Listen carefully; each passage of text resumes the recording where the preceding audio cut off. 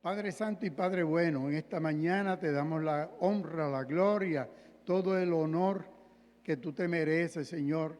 Gracias por el grupo de hermanos que están temprano aquí en tu templo, aquellos que vienen de camino y aquellos que no van a poder estar con nosotros. Bendícelos donde quiera se encuentren. En el nombre precioso de Jesús, te alabamos y te glorificamos, Señor, porque tu palabra es vida y tu palabra nos alimenta.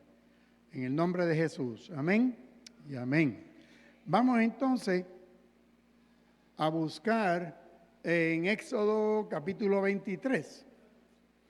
Vamos a ir buscando ahí el texto de oro. Estamos en el libro de Éxodo. Es el segundo libro. Explica la salida del pueblo de Israel. Exit, de ahí viene la palabra exit, éxodo, salida. Así que no seguirás a la mayoría para hacer el mal. Esta lección esta mañana es como si estuviéramos en la corte y nos explica una serie de detalles de cómo nos debemos comportar en nuestra vida diaria, pero también como si estuviéramos en un tribunal. No seguirás la mayoría para hacer el mal. No testificarás en un pleito inclinándote a la mayoría para pervertir la causa. En otras palabras, luego lo vamos a explicar. No, si la mayoría está equivocada, no te vayas con los equivocados. Siempre vertical con la verdad. Ni hará favoritismo al pobre. No porque una persona sea pobre, pues si está equivocada, tú no puedes, porque sea pobre, favorecer su causa. Así que esa es pero bueno.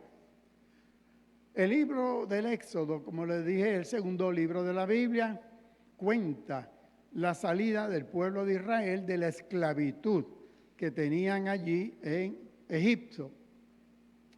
Éxodo es una forma latina de decir éxodos, que significa salida en la versión griega. Recuerden que 300 años antes de Cristo, del hebreo se tradujo al griego, y el griego, la palabra que se llama la Septuaginta, porque fueron 70, vamos a decir, eruditos que tradujeron del hebreo al griego.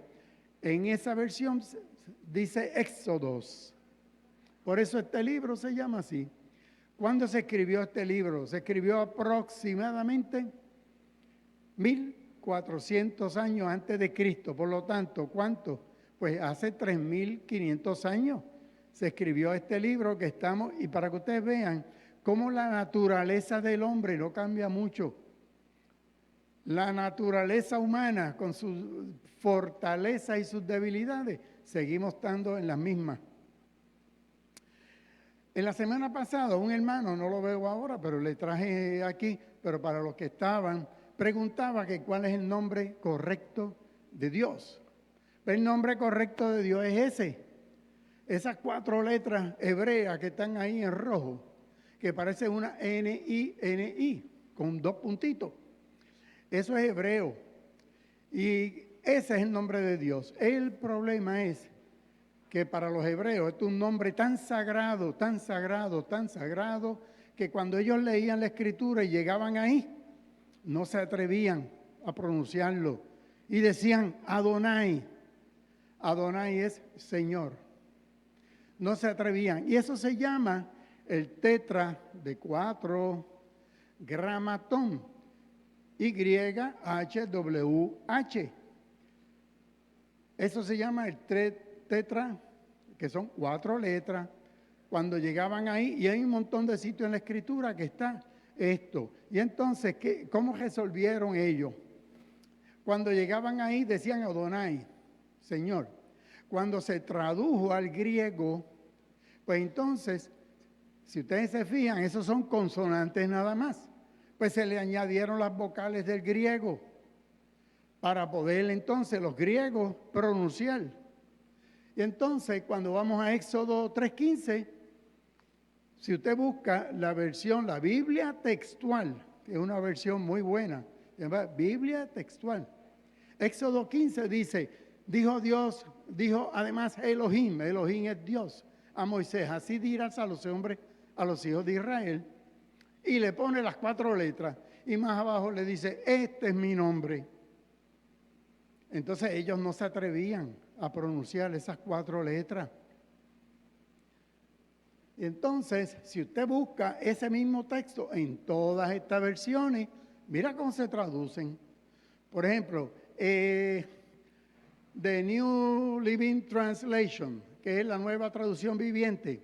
Es interesante porque en inglés ponen Yahweh, en español Yahvé.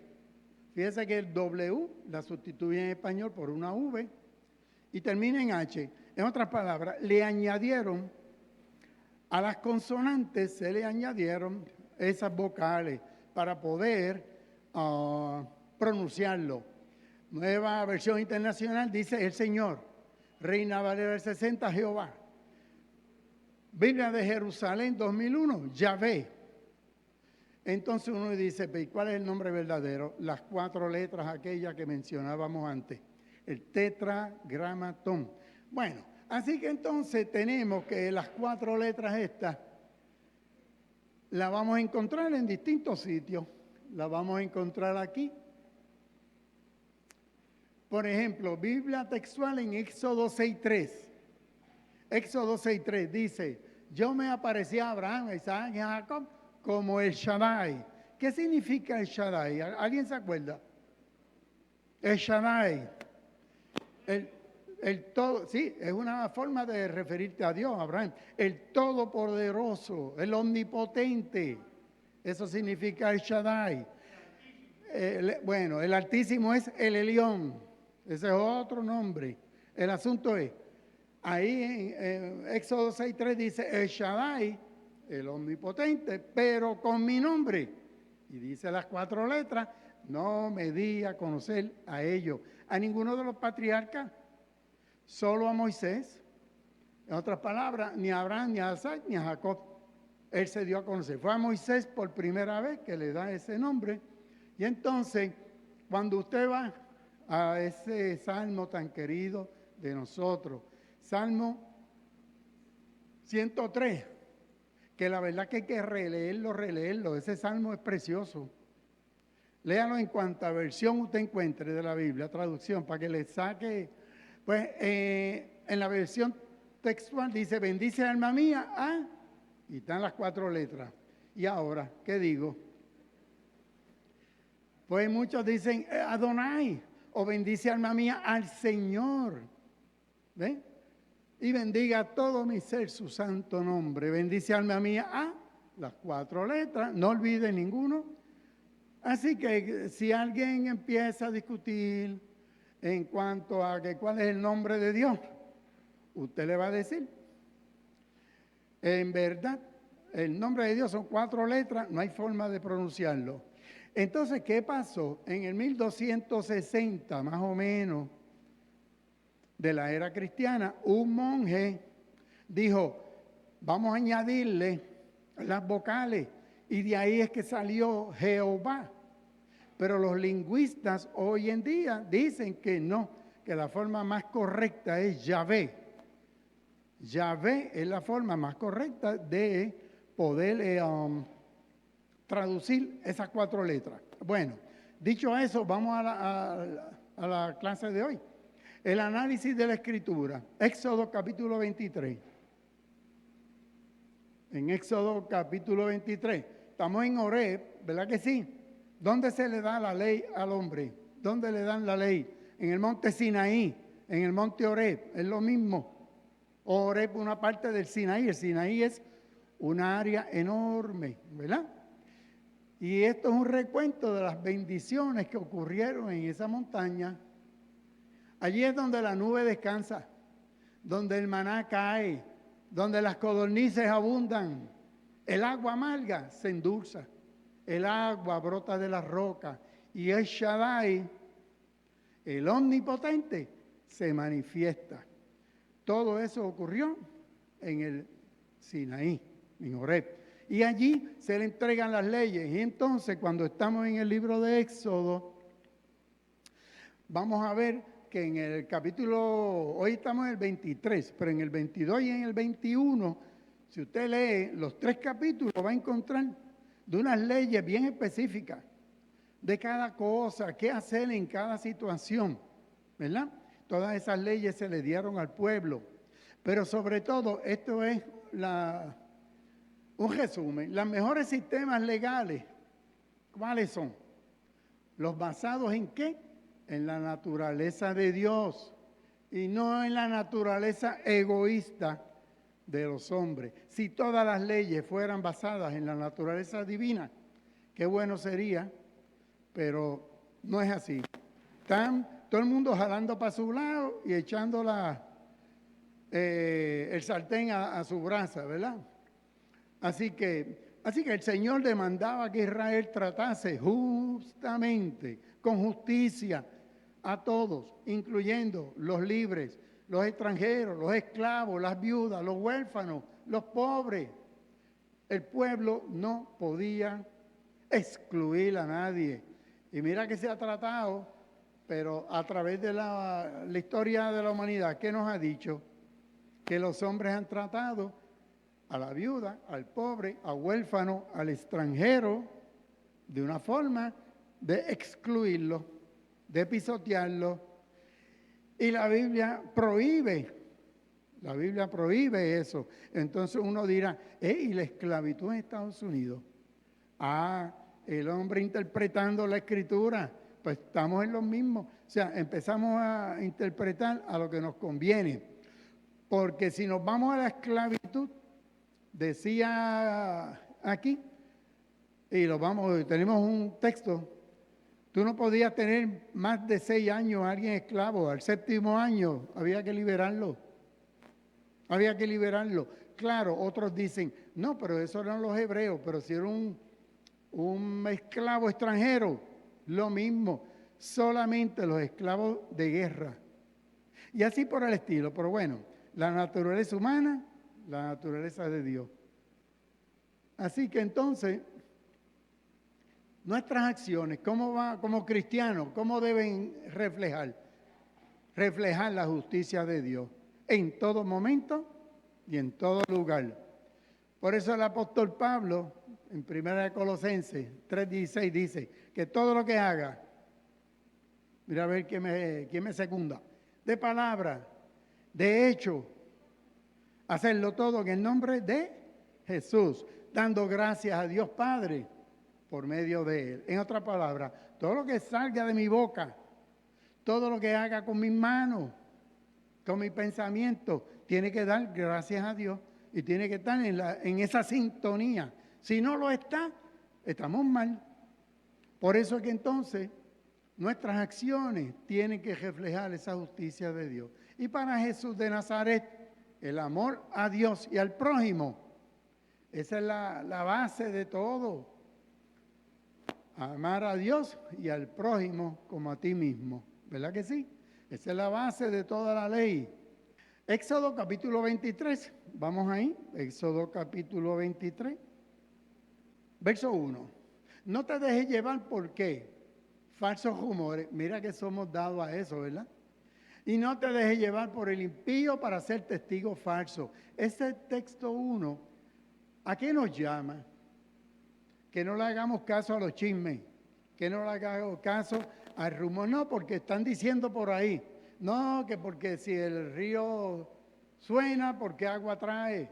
Y empezamos con esas tonterías y hacemos partícipes y dañamos reputaciones y somos violentos, porque eso es violencia. La violencia no tiene que ser física, de golpes. La violencia verbal que lastima a mi hermano, a mi compañero de trabajo, a quien sea, al hermano en la iglesia.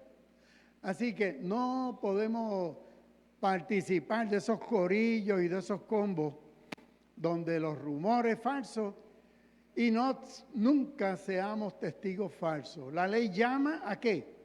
Integridad y honestidad, como tiene que ser un cristiano, íntegro, honesto. La fuente para la administración de la justicia es que la verdad, siempre la verdad y nada más que la verdad. Y esto es un reflejo, ese texto de Éxodo 23:1, un reflejo de lo que nos dice Éxodo 20:16 y Deuteronomio 5:20. No dirás falso testimonio contra tu prójimo. Wow, y qué dulces somos para eso. Todos los días nos encontramos situaciones que nos vemos, que hay gente diciendo paquete, como decimos acá. Ahí dice testimonio, nosotros decimos paquete. Metiendo paquete, metiendo cizaña para hacer daño.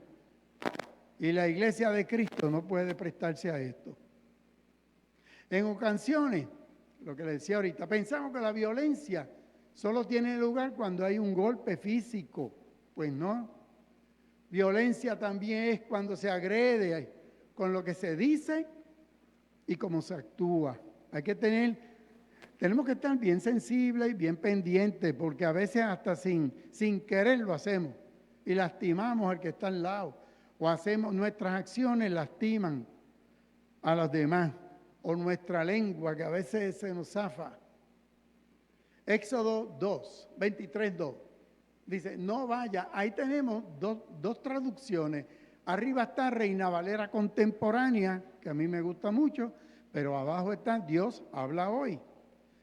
Por eso es que a veces hay que leer los textos. Recuerde que esto está escrito en hebreo, y un hebreo de hace 3,000 y pico años atrás, que a veces no entendemos qué es lo que nos quiere decir. Por eso es que hay que ir y ver los expertos que se han dedicado a estudiar esas lenguas antiguas y traducen. Así que dice, no vaya tras la mayoría para actuar mal. En un litigio, no responda a las malas intenciones. O sea, si la mayoría, el corillo, le hacen un rancho a alguien, ahora hablando en español, ¿qué hacemos? Y un rancho bien bueno, ¿verdad, Abraham? Exactamente, le hicieron un tremendo rancho. Pues es lo que dice, no te vayas con la mayoría, no participemos de eso.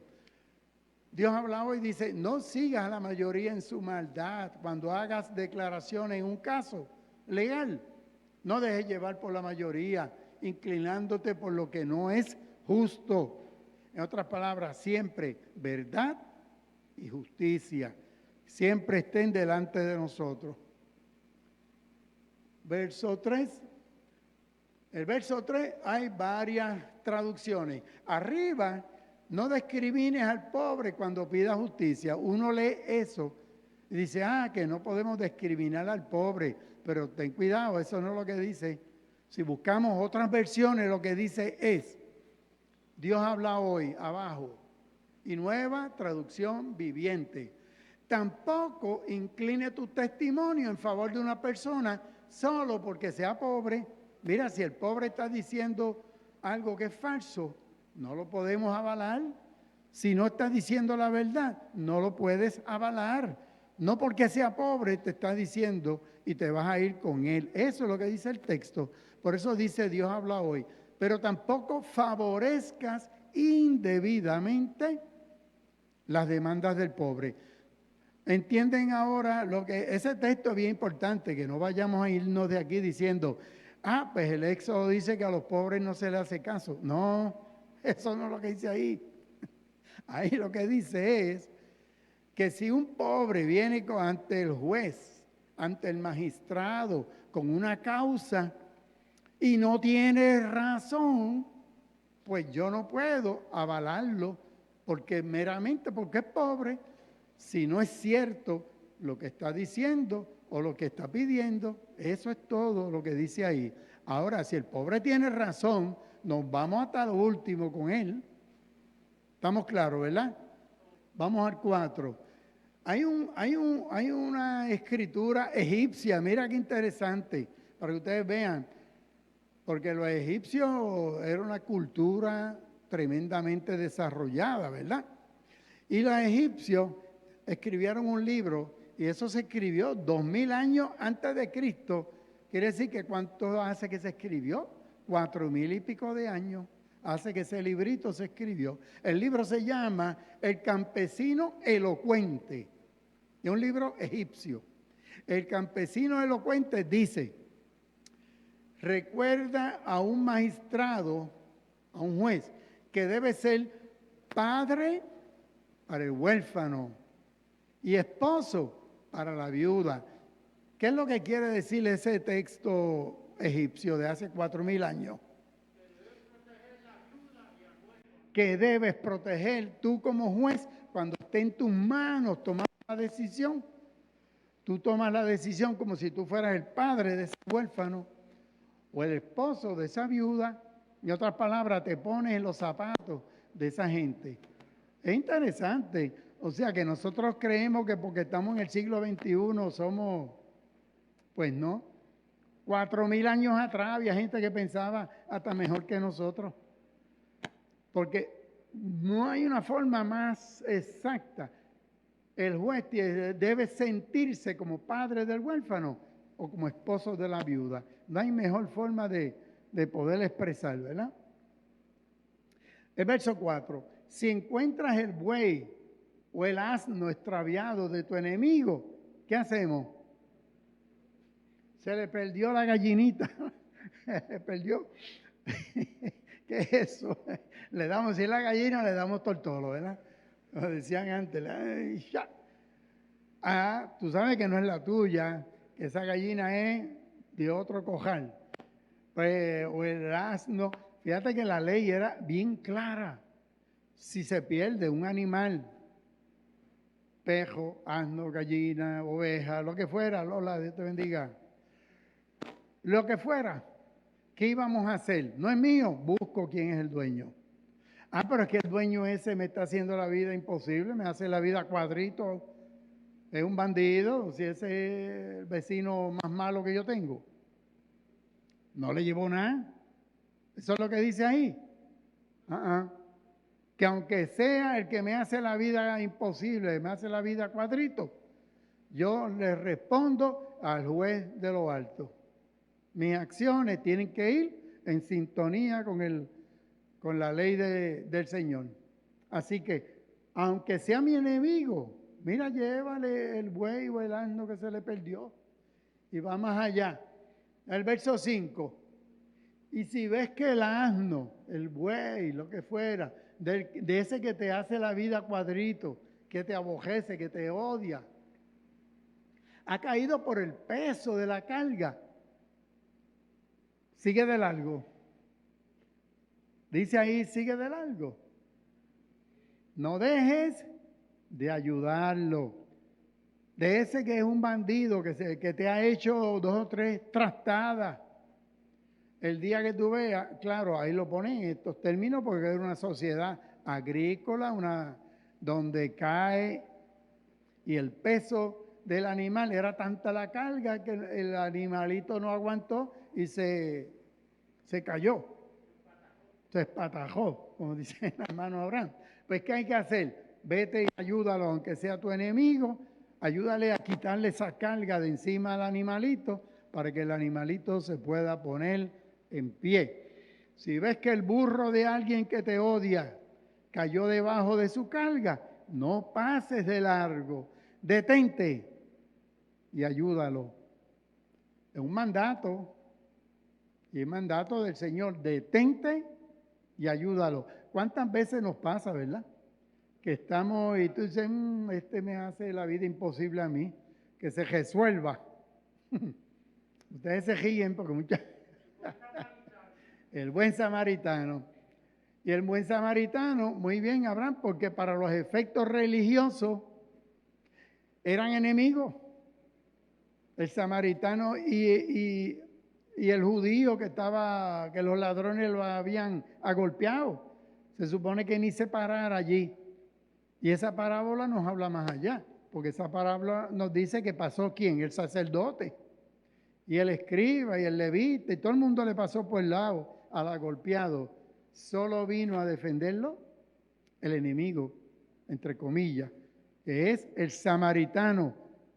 Por eso que, y esa parábola, ¿quién la dio? El Señor. Por eso que el Nuevo Testamento, yo siempre les digo que la revelación de Dios es en crescendo, va creciendo desde las revelaciones del Antiguo Testamento hasta que llegamos a Jesucristo. Y cuando usted lea el Antiguo Testamento, póngase los espejuelos de Cristo para que no se pierda en el camino, porque si no nos perdemos cada vez que vemos una barbaridad. de las que se dicen en el Antiguo Testamento. Se dicen barbaridades allí. Mandan a matar a miles y a miles. Pásalo por la lanza, pásalo por lo de... Así que hay que interpretar la palabra por eso que el Señor cuando vino dijo, yo no vine a abrogar la ley, sino a qué? Reformarla, interpretarla, a cumplirla. En otras palabras, más espiritualidad. En otras palabras, les decía a los israelitas, ustedes no entendieron bien la palabra. Ustedes no entendieron bien. Así que, Vilma, perdón, y hacer el bien mientras puedas hacerlo. Y no mirando a quién. ¿Verdad? Bueno, así que detente y ayuda. Vamos al verso 6. Y ahora volvemos a la corte. Ya salimos del camino, volvemos a la corte. ¿Qué pasó en la corte? En la corte dice, no perviertas el derecho de los pobres cuando pidan justicia. Nueva traducción viviente dice, ante una demanda judicial, no le negarás la justicia al pobre. Porque había de todo. O sea, en el antiguo, en todas las sociedades, al pobre se le trata de dar de codo y se echa para allá, ¿verdad? ¿Verdad que sí? Estamos igual o peor, o peor. Pero ahí ese texto lo que dice, porque entonces no pasaba en la iglesia, cuando uno va, ustedes han leído la carta del apóstol Santiago, el hermano del Señor, que decía, ustedes son unos bandidos, unos bandoleros, porque llega aquel mal vestido, le dice, siéntate allá atrás. Llegó el bien vestido, vente al frente acá, que tú estás bien vestido, con joyas, perfumado, vente acá. Y eso era en la iglesia cristiana del primer siglo. O sea que la naturaleza humana, por eso empezamos diciendo que si la justicia fuera a base de la naturaleza de Dios, no habría problema, pero está basada en la naturaleza egoísta del ser humano. Así que no le podemos negar al pobre la justicia. Verso 7, aléjate de la mentira. Dios habla hoy y lo traduce, aléjate de las acusaciones farsas. ¿A qué nos manda? Alejarnos. ¿Qué no nos podemos hacer? Mire, y eso pasa en el trabajo, eso pasa en el club, en la iglesia. Empiezan a coger rumores, mentiras, cosas falsas. Pero la escritura desde hace 3.000 años atrás, 3.500 años, porque Éxodo se escribió 1.500 años antes de Cristo. Nos están diciendo, aléjese de eso. Cuando usted vea que están rumores, mentiras, aléjate, no te hagas parte de ese corillo. Ustedes se acuerdan lo que siempre decía, no recuerdo cuál era el pastor, que hablaba del ministerio telefónico. En vez de ministerio telefónico para bien, era un ministerio telefónico para mal, para bla, bla, bla, bla, bla, para dañar reputaciones, para tirar mentiras, rumores, hacerlos como si fueran verdad. Así que cuidado con los ministerios telefónicos en la iglesia. Si es para bendición, ok, pero para esto, aléjate de la mentira, no condenes a muerte al hombre justo e inocente, porque yo no tendré por inocente, mira la sentencia de Dios. Si tú condenas a muerte a un justo e inocente, yo a ti no te declararé inocente. Eso es lo que dice el Señor. Esto nos trae a otro punto, ¿verdad? Que no es el momento para discusión. Es la pena de muerte. Debemos avalar la pena de muerte, no debemos apalarla. Yo, pues, como maestro de escuela bíblica, puedo decir mi opinión. Cada uno haga su opinión.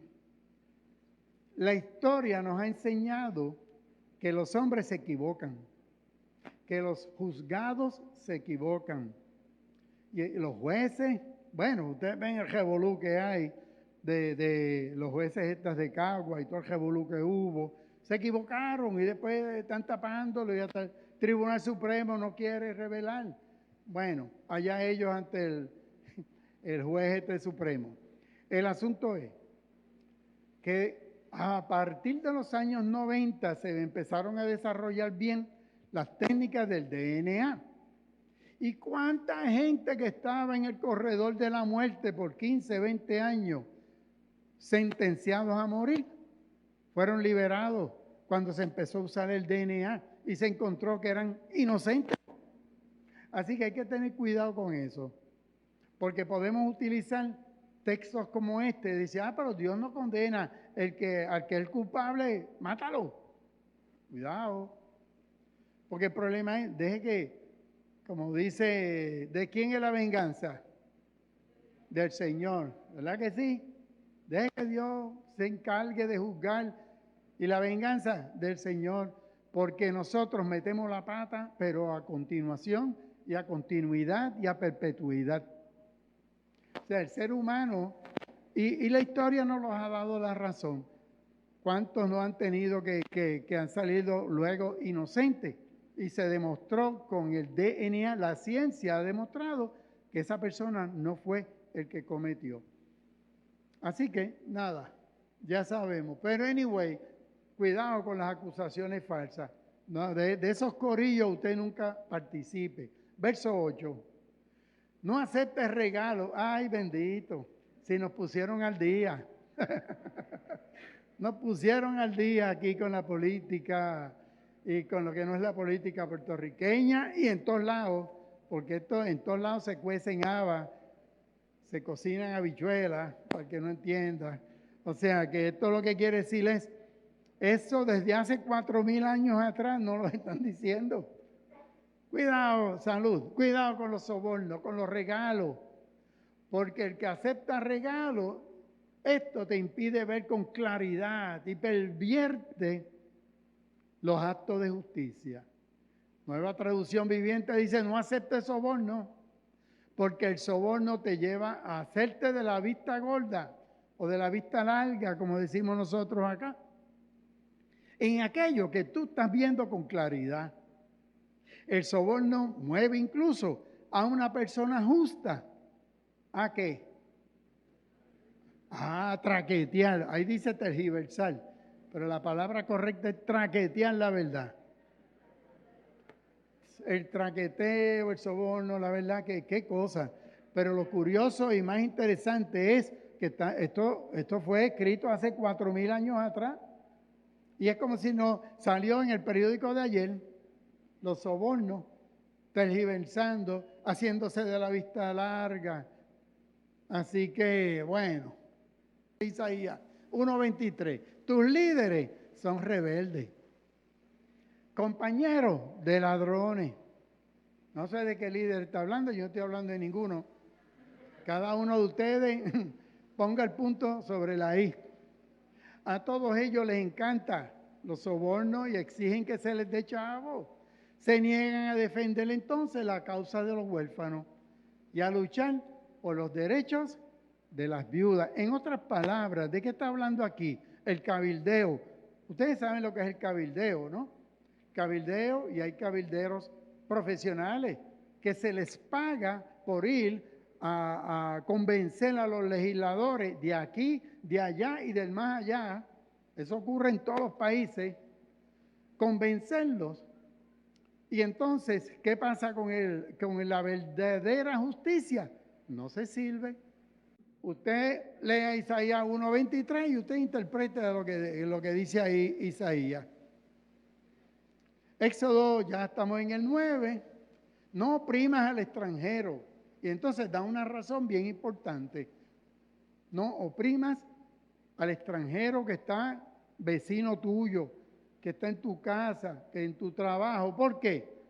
Bien saben ustedes lo que es el extranjero, pues extranjeros fueron en la tierra de Egipto. En otras palabras, que al extranjero trátalo como si fuera tu hermano. No lo discrimines. Éxodo 21:2 dice, si compras a un esclavo hebreo, este podrá estar a tu servicio por no más de 6 años. Y al 7º año lo tienes que liberar y no te debe nada. La esclavitud entre los hebreos se daba había una causa. ¿Ustedes se acuerdan los terratenientes? En Puerto Rico, los grandes terratenientes tenían, no hay que ir 4.000 años atrás, el agricultor que vivía arrimado, que era el que vivía en las colindancias, que les daban un cantito de tierra para que tuviera su casita, levantara su familia, sembrara la tierra, le trabajara al gran terrateniente. Eso era una forma de esclavitud. No tenía un peso en el bolsillo. ¿Y qué hacía? Vamos, los maestros de aquí. Iba a la tienda de la hacienda a coger prestado, a comprar esto, comprar aquello. Y apúntamelo ahí. Y el que estaba apuntando en la tienda le apuntaba de más. Siempre estaba embrollado. Nunca sacaban los pies del plato. Entonces, ¿qué pasa? Eso es una forma de esclavitud. Pues aquí pasaba lo mismo. Si tú perdías la tierra tuya, tenías que pedirle al otro. Una forma de tú pagarle a ese otro era haciéndote esclavo. Tenías que servirle por 6 años. Y cuando salieras de allí, habías perdido la tierra, habías perdido los 6 años de trabajo, habías trabajado para el otro, pero por lo menos te hacía un hombre libre. Pero esa era la esclavitud hebrea. El año séptimo. ¿Y por qué el año séptimo? Ya verán por qué. ¿Por qué ustedes creen que es el año 7? ¿Cuántos días trabajó Dios? 6. Y el séptimo día descansó. Pues aquí manda a eso mismo, a que el esclavo no lo puede, el séptimo año tienes que liberarlo. Al séptimo año tienes que liberar la tierra. Al séptimo día tienes que darle libre al extranjero, al que trabaja en tu tierra, para que descanse. O sea que el día 7 es bien importante. Leyes sobre el día de reposo y la fiesta. Sembrarás tu tierra y recogerás tu cosecha. ¿Qué tiempo? 6 años. ¿Y cuántos días vamos a trabajar? 6 días. Ahora queremos trabajar 5. 4 y medio. ¿Cómo es que le llamamos ajuste razonable? Pero eso no es lo que es bíblico. Eso es ese es el punto. Entonces, mira cómo es esto. Verso 11. Pero el séptimo año lo vas a dejar sin sembrar. El séptimo año no se podía labrar la tierra, ni se podía cosechar. Cosechar es recoger, ¿verdad? La cosecha. Sino que para que de ella coma la gente pobre, los animales del campo. Lo mismo harás con tu viña y con tu olivar. O sea, en otras palabras, donde está el sembradío de uva, el sembradío de aceituna, el trigo, que era la cosecha principal, la cebada. Así que el séptimo año, el dueño de la finca no tocaba ese terreno, ni para allá miraba. Comía de lo que estaba almacenado. Y lo que crecía silvestre, ¿para quién era? Para los pobres y los animales. Esa era la ley del séptimo día. Y entonces, el séptimo año, deja que la tierra se renueve y descanse. Permite que la gente pobre de tu pueblo coseche, o en otras palabras, recoja lo que crezca por sí mismo. Lo que el árbol de mango, si sigue dando mango, pues el año que viene los mangos en el séptimo año no son míos. Y el aguacate, la china, lo que fuera. Si crecía la uva, si crecía las olivas, los árboles de aceituna. Deja que el resto para que coman los animales. Y haz lo mismo con tu viñedo y tus olivares. Levítico 19:10 nos explica mejor esto. Sabe que otro de los libros, ¿verdad? Del Pentateuco, el libro del Levítico 19:10 dice: hará lo mismo con la cosecha de la uva. No cortes hasta el último racimo. Es que hay otras Reina Valera dice que no expurgues tanto el ramo de uva, sino Nueva Traducción Viviente dice, recoge algunos ramos, deja algunos ramos.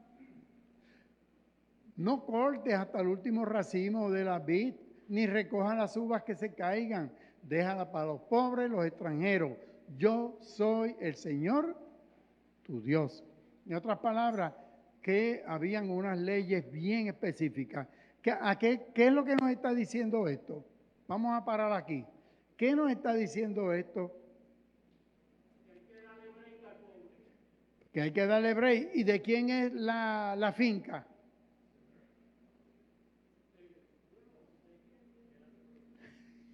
De Dios. Y Él es el que hace provisión, dice el pastor. Así que, en otras palabras, ¿y quién está administrando la finca ahora? Tú o yo.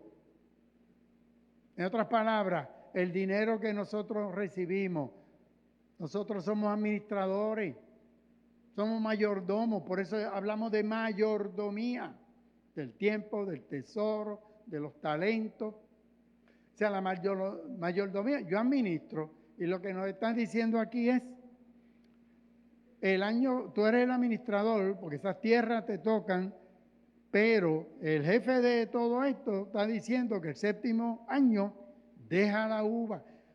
Cuando estés cosechando, deja allí, no seas tan avaro que no quieres dejar ni la jama. Aquí, ahora Levítico 25, durante 6 años podrás sembrar, podar los viñedos, recoger, pero al séptimo año la tierra debe ser un año completo y se llama el descanso del Señor. O sea que ese séptimo, no almacene las cosechas que crecen por sí solas, ni recoja las uvas. Se te permite comer de todo lo que produzca la tierra por sí sola durante el descanso. En otras palabras, lo que la tierra produce ese año que no se cosecha, pues sí, nos lo podemos comer. Pero ¿quién tiene prioridad? El extranjero, el pobre, el ganado. Y esa es la que yo quería. Levítico 25:20. Puede que tú te preguntes, ¿y qué comeremos? Si el año 7 yo no voy a trabajar, ¿qué voy a comer? ¿Qué tú comes el día 7? Tú vas haciendo provisión para cuando llegue el domingo. Lo que está en la nevera, dice Eda. Pues aquí, ¿qué comeremos en el año 7? Ya que no se nos permite sembrar ni cosechar. Levítico dice, yo enviaré mi bendición en el año 6. En otras palabras, cuando estás trabajando, Dios bendice. El año 6 que tú estás trabajando, Dios bendice para que el año 7, el 8 y el 9 tengas provisión, porque es por 3 años. Dice aquí, enviaré mi bendición en el año 6, de modo que la tierra va a producir una cosecha tan abundante, tan suficiente para el año 7, el 8 y el 9, para 3 años después. Trabajarás 6 días y el día séptimo vas a reposar. En un tiempo que no había leyes laborales, fíjate cómo ya la Escritura nos habla de unas leyes laborales. El día 7 la gente tiene que descansar. 4,000 años atrás nos lo dice la Biblia, nos lo dice la Escritura. El día de reposo es protección al pobre trabajador, al esclavo, al extranjero. Sí, porque el dueño de la finca estaba descansando en su casa. Descansan los trabajadores, su familia y hasta los animales descansan ese día. Por último, en Puerto Rico este asunto de la pobreza es serio. Hay un 40, en la estadística del 2019 dice, 43% de la población en Puerto Rico vive bajo niveles de pobreza. Casi el 50% de nuestros hermanos. Y entonces en Estados Unidos no se quedan atrás, el país más rico del mundo, 35 millones de personas están en esa condición de pobreza. Descartemos de nuestra práctica la mentira, número 1, que fue como empezó la clase. El chisme, la difamación como instrumento para lidiar con los conflictos en las relaciones humanas. Adoptemos un compromiso ético a favor del cuidado y defensa del pobre. Porque la pobreza no es un fenómeno natural, es resultado de las prácticas económicas y las desigualdades humanas. Vamos a orar, inclinemos los rostros y vamos a orar.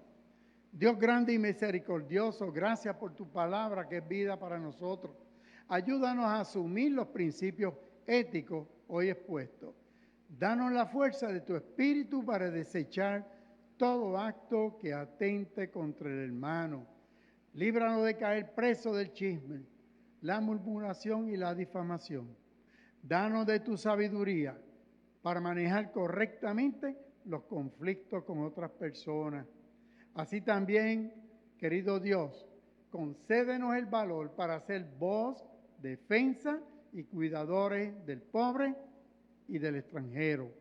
Permite que aprendamos a ver al necesitado a través de tu amor. En Cristo Jesús, amén y amén. Dios le bendiga.